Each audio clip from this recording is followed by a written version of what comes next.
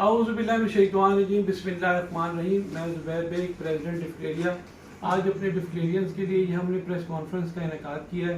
इस press conference में हम लोग फोकस हमारा आज होगा वो है जो बजट 2021 जो इन्होंने अभी गवर्नमेंट ऑफ पाकिस्तान ने दिया है, उसमें हमें कुछ तहफ़्फ़ुज़ात हैं। उन तहफ़्फ़ुज़ात को हम लोग गवर्नमेंट के ऐवानों तक भी पहुंचाना चाहते हैं और डिफ्लेरियंस को भी कुछ चीज़ें क्लियर करना चाहते हैं कि उसमें हमें तहफ़्फ़ुज़ात हैं किस चीज़ पे।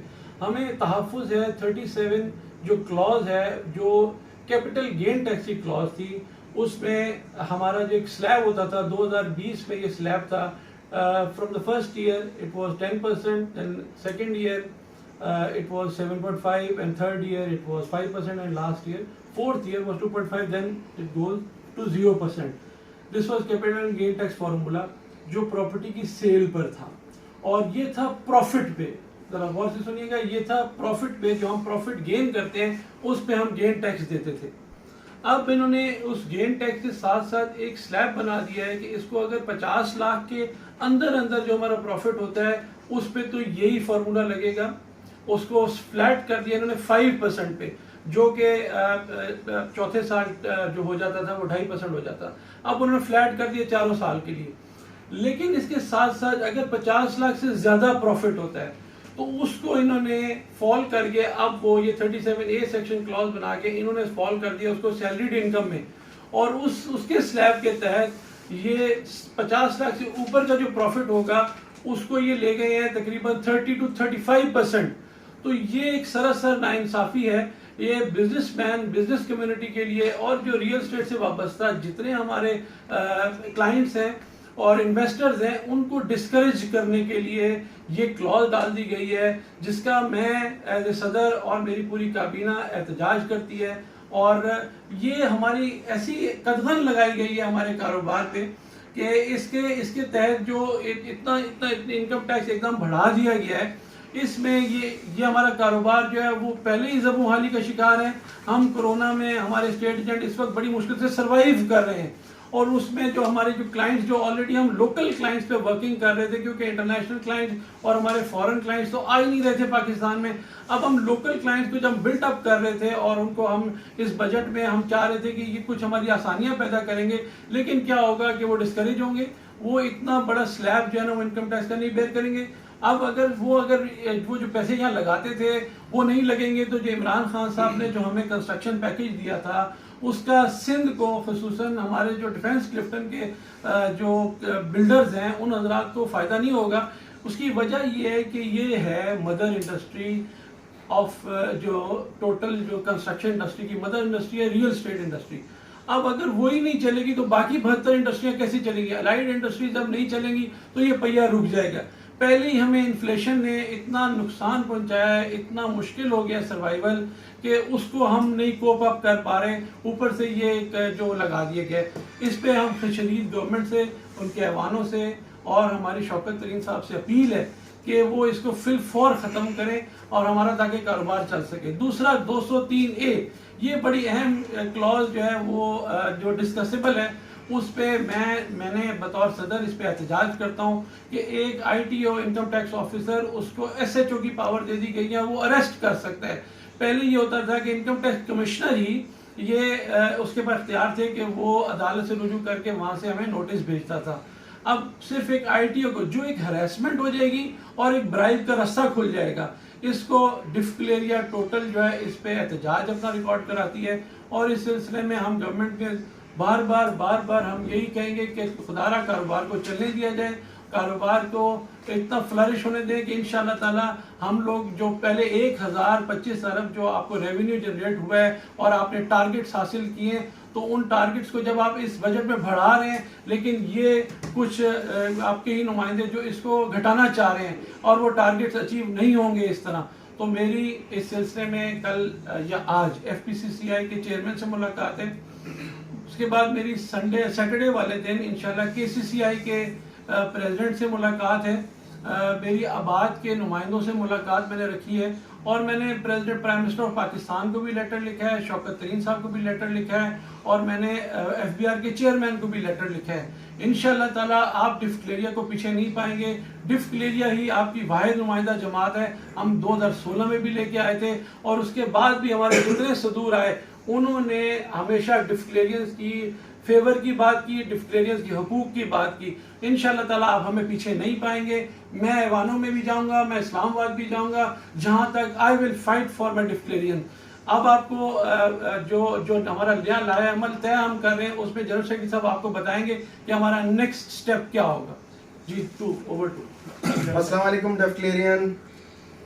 देखिए, बजट के बारे में बहुत सारी बातें होती रही कि अच्छा है, सब लोगों के लिए बहुत मुफीद है, लेकिन कुछ क्लॉजेज ऐसी हैं जो नादानिस्तगी में या आपको जिस हालत में भी दाखिल हो गई उसके अंदर, उसकी वजह से हमारी जो फीड इंडस्ट्री है वो एक जमूद का शिकार हो जाएगी, ज़बूहाली का शिकार हो जाएगी। और इससे रिलेटेड जो 72 लोगों के कारोबार हैं, जो लोगों की फैक्ट्रीज चलती हैं, वो सारी की सारी इसका शिकार हो जाएगी।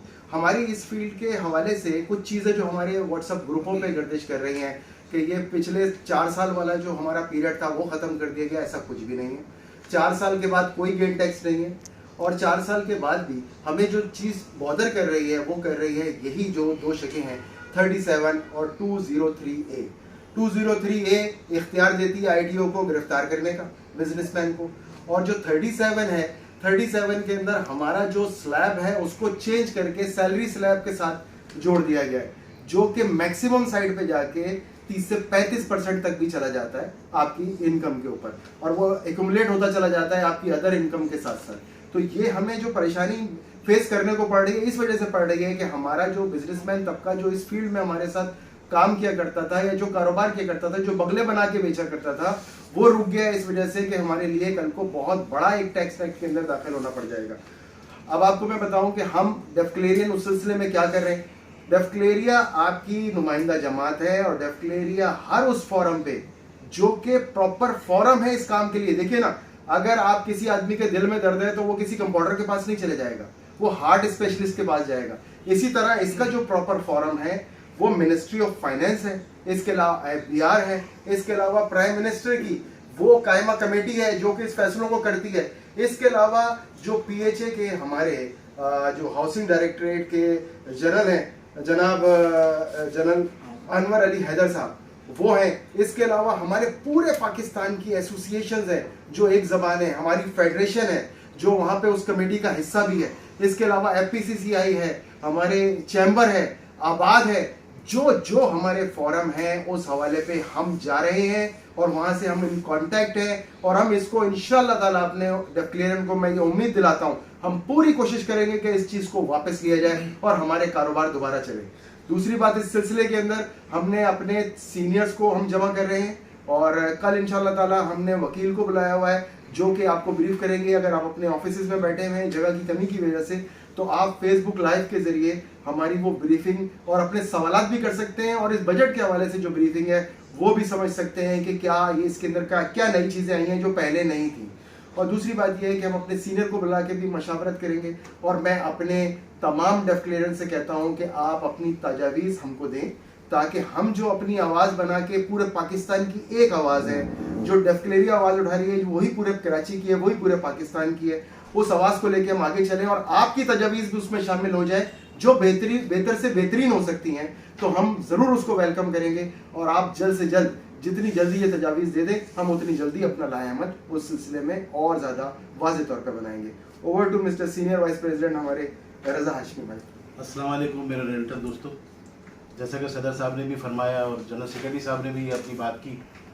दोस्तों, बात यह है कि मईशत जो पाकिस्तान की है इसमें अहम तरीन किरदार अदा करते हैं हमारे रियल एस्टेट एजेंट, और ये जो शिक्स है 37 और 203A, ये मुल्की मईशत के नुकसान का अंदेशा है इससे, क्योंकि इमरान खान साहब वज़ीर-ए-आज़म मोहतरम है, वो समझते हैं कि मुल्की मईशत में अहम तरीन किरदार अदा करने वाले रियल एस्टेट एजेंट जो कि अपने इन्वेस्टर को मोटिवेट करके लेकर आते हैं और उससे इन्वेस्टमेंट कराते हैं और जिससे रेवेन्यू जनरेट होता है, तो उसका अंदेशा है इस बिल को फौरी तौर पर वापस लिया जाए। और हमारे रियल एस्टेट एजेंट के लिए, जैसे अभी जनरल सेक्रेटरी साहब ने फरमाया कि हम हर फोरम पर इस आवाज़ को उठाएंगे, और जो फोरम है जिस पर हमें जाना चाहिए, फाइनेंस मिनिस्ट्री पर, इमरान खान साहब के थ्रू FBR के पास हमें जाना चाहिए, तो हम ये सब तमाम कोशिशें करेंगे। और इसके साथ साथ आप तमाम लोगों के जो हमारे रियल एस्टेट एजेंट साथी हैं, देखें बात ये है कि हम एक एसोसिएशन है, डेफक्लेरिया हमारे पूरे रियल एस्टेट एजेंट जितने हमारे मेंबर हैं उनकी एसोसिएशन है, उन सबको चाहिए कि वो इस तजावीज़ अपनी दें, और हम यकीनी बात है कि जो उनकी तजावीज़ आएंगी उसको हम आगे लेके जाएंगे। आपके हम नुमाइंदे हैं, आपके वोट से हम मुंतखब होकर आए हैं, तो इसमें किसी को अगर कोई इख्तलाफ है तो वो इख्तलाफ को भुलाकर इस मामले पर एक प्लेटफॉर्म पर रहें और डेफक्लेरिया के हाथों को मजबूत करें, उनको मजबूत करें, ताकि जाके डेफक्लेरिया के जो नुमाइंदे हैं जिनको आपने मुंतखब करके भेजा है वो जाके आपकी बात अच्छे तरीके से कर सकें और मुल्क की मईशत में हम अपना अहम तरीन किरदार अदा कर सकें। बहुत शुक्रिया दोस्तों, अस्सलाम वालेकुम। बिस्मिल्लाहिर्रहमानिर्रहीम, अस्सलाम वालेकुम। मेरे मौजूद डिफ्लेरियत, जिस तरह ज़ुबैर भाई और इम्तियाज़ भाई और आशमी साहब ने वजाहत कर दी है टैक्स के हवाले से, तो डिफ्लेरिया इससे पहले भी 2016 में जो टैक्स के मसाइल आए थे उसमें डिफ्लेरियन के जो मसले को भी काफ़ी हद तक हल किया था और उसके अच्छे नताइज निकले थे। तो आइंदा भी इंशाल्लाह ताला डिफ्लेरिया आपके साथ है, तमाम मेंबर्स के साथ है, और इंशाल्लाह ताला हम इसको एक वाज़े तौर पर इसका हम सोल्यूशन भी निकालेंगे और हम अपनी कोशिश भी करेंगे। और हमें इस्लामाबाद भी जाना पड़ा तो वहाँ भी जाएंगे और बहुत से ऐवानों में भी जाएंगे, और इंशाल्लाह ताला इस मसले को हल करने के लिए हम अपनी भरपूर कोशिश करेंगे। इसमें मेरे तमाम डिफ्लेरियन जो है वो डिफ्लेरिया के साथ भरपूर ताउन करें। इंशाल्लाह ताला हम इसको एक वाज़े तौर पर इसको पूरी अपनी मेहनत करेंगे इंशाल्लाह। अस्सलाम वालेकुम, आऊज़ु बिल्लाहि मिनश शैतानिर रजीम, बिस्मिल्लाहिर्रहमानिर रहीम। जैसा कि तमाम हमारे प्रेसिडेंट साहब ने और इम्तियाज़ सिद्दीकी साहब ने भी बता दिया है कि जो 203A है, जो ITO को इख्तियार दे दिया गया है कि ये एक हैरेसमेंट का नया केस खोला जा रहा है हमारे डेफक्लेरियन के ऊपर, हमारी रियल एस्टेट इंडस्ट्री के ऊपर, कि कल को कोई ऑफिसर आएगा तो हमें उससे भी डरना होगा। ऊपर तो दूर की बात है, ऑफिसर हमें डरा के चले जाएगा कि अगर आप ये काम करते हैं, एक नया बाजार गर्म होने जा रहा है। तो इसके ऊपर तो हमारा डेफक्लेरिया का फुल एहतजाज है, हम इसके ऊपर एहतजाज रिकॉर्ड कराते हैं अपना कि हम इसको इंशाल्लाह नहीं होने देंगे, और जिस प्लेटफॉर्म पे भी हमें जाना पड़ा हम उस प्लेटफॉर्म पे जाएंगे। दूसरी बात ये है कि जिस तरीके से आपने ये कैपिटल गेन टैक्स के हवाले से टोटल ब्रीफिंग दे दी गई है, जो कि 35% तक इन्होंने लगाया, हम पे इम्प्लीमेंट करने की कोशिश की है। हम तमाम इदारों से इन टच हैं और हम उनके साथ मिलकर यकजहती का इज़हार करते हुए हम डेफक्लेरिया को उस मुकाम पर लेके जाएंगे जिस मुकाम पर 2016 में डेफक्लेरिया ने ऐवानों में अपना लोहा मनवाया था। तो इंशाल्लाह डेफक्लेरिया जिंदाबाद, और इंशाल्लाह मैं पूरी उम्मीद दिलाता हूँ पूरे डेफक्लेरियन को कि हम पूरी टीम एक हैं और हम एक पूरे पाकिस्तान के एसोसिएशनों को मिलाकर इक़्तिदार में अपना मैसेज रिकॉर्ड कराने जा रहे हैं, और इंशाल्लाह हम अपनी बात को मनवा कर दिखाएंगे। इंशाल्लाह डेफक्लेरिया जिंदाबाद। अच्छा, मैं एक चीज़ आपको बता दूं अपने डेफक्लेरियन को कि ये कानून लागू नहीं हो गया, ये तजावीज़ है, और इस सिलसिले में अभी हमने एफर्ट्स करनी है जो कि हम कर रहे हैं प्रॉपर फॉरम के ऊपर। तो आप सब लोगों के साथ चाहिए, आपका साथ हम एक बंद मुट्ठी की तरह से जिस फॉरम पे हमें जाना है वहाँ जाके हम ये साथ देंगे, और हम वहाँ पे आपका मुकदमा लड़ेंगे, और इंशाल्लाह ताला ये सब कुछ वापस होगा इंशाल्लाह। Thank you very much. Pakistan जिंदाबाद, डेफक्लेरिया फाइनल।